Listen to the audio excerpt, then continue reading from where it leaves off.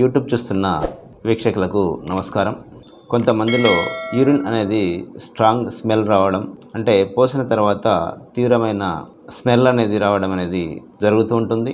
Urine అనేది smell ఎక్కువగా రావడానికి గల ప్రధాన కారణాలు, అలాగే ఈ సమస్య నివారణకు హోమియో వైద్యంలో ఉన్నటువంటి ముఖ్యమైన మందుల గురించి ఈ వీడియోలో తెలుసుకుందాం. ఈ యూరిన్ అనేది తీవ్రమైన స్మెల్ రావడానికి గల కారణాలు ముఖ్యంగా చూసినట్లయితే నీళ్లు తక్కువగా తాగడం, అలాగే ఎక్కువగా స్పైసీ ఉన్న పదార్థాలు నిరంతరంగా తీసుకోవడం, అలాగే కొన్ని రకాల యూరినరీ ఇన్ఫెక్షన్స్ వల్ల, అలాగే కిడ్నీ లివర్ సమస్యల వల్ల కూడా ఈ యొక్క యూరిన్ స్మెల్ అనేది తీవ్రంగా వస్తూ ఉంటుంది. ఈ యూరిన్ స్మెల్ అనేది తీవ్రంగా వస్తున్న సందర్భాల్లో వాడుకోదగిన ముఖ్యమైన హోమియో మందులలో మొదటగా యాసిడ్ నైట్రికం అనే మందును చూసినట్లయితే, ఈ మందు యూరిన్ అనేది స్ట్రాంగ్ స్మెల్తో కూడి ఉంటుంది. యూరిన్ పోసిన తర్వాత స్మెల్ అనేది చాలాసేపు అలానే ఉంటుంది. వీరి యొక్క వ్యక్తిత్వాన్ని గమనించినట్లయితే వీరు చాలా ఇరిటేషన్ తత్వాన్ని కలిగి ఉంటారు. ఏ విషయాన్ని త్వరగా ఒప్పుకోరు.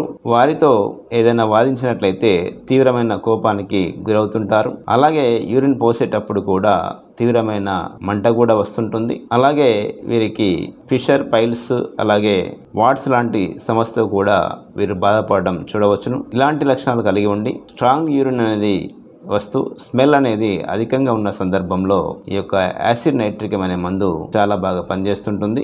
అలాగే మరి యొక్క ముఖ్యమైన మందు క్యాంథారిస్. ఈ మందు కూడా యూరిన్ స్మెల్ అనేది ఎక్కువగా ఉన్న సందర్భాల్లో వాడుకోదగింది.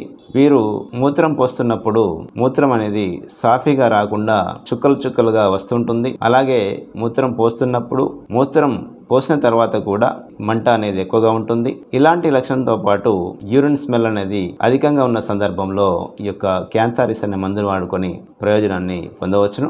అలాగే మరొక ముఖ్యమైన మందు బెంజోయిక్ యాసిడ్.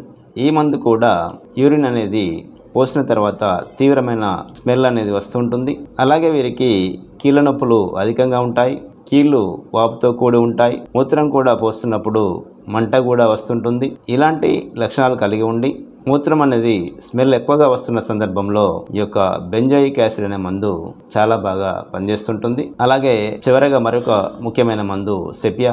ఈ మందు కూడా మూత్రం అనేది తరచుగా వస్తున్నట్లుగా అనిపించడం, మూత్రం పోయి వచ్చిన తర్వాత కొద్దిసేపటికే మరలా పోవాలని అనిపించడం, ఇలా తరచుగా మూత్రానికి వెళ్ళి వచ్చే వారికి, అలాగే మూత్రంలో కూడా స్మెల్ అనేది అధికంగా ఉండే వారికి ఈ యొక్క సెపియా అనే మందు చాలా బాగా పనిచేస్తుంటుంది. వీరి యొక్క మానసిక స్వభావాన్ని పరిశీలించినట్లయితే వీరు ఎక్కువగా ఇరిటేషన్ తత్వాన్ని కలిగి ఉంటారు. తేలికగా కోపానికి గురవుతుంటారు. ఇలాంటి లక్షణాలు కలిగి ఉండి యూరిన్ కు తరచుగా వెళ్లాలనిపించడం, యూరిన్ అనేది స్మెల్ కలిగి ఉన్న సందర్భాల్లో ఈ మందును వాడుకొని ప్రయోజనాన్ని పొందవచ్చును. ఇలా హోమియో వైద్యంలో మూత్రంలో స్మెల్ ఎక్కువగా వస్తున్న సందర్భంలో వాడుకోదగిన మందులు చాలా ఉంటాయి. లక్షణాన్ని బట్టి మందును ఎంపిక చేసుకొని వాడుకున్నట్లయితే ఈ యొక్క సమస్య నుండి త్వరగా బయటపడవచ్చును. ఒకవేళ మందుల ఎంపిక అనేది సరిగా రానప్పుడు దగ్గరలో ఉన్న హోమియో డాక్టర్ సలహా మేర కనుక మందులు వాడుకున్నట్లయితే త్వరగా ఈ యొక్క సమస్య నుండి బయటపడవచ్చును.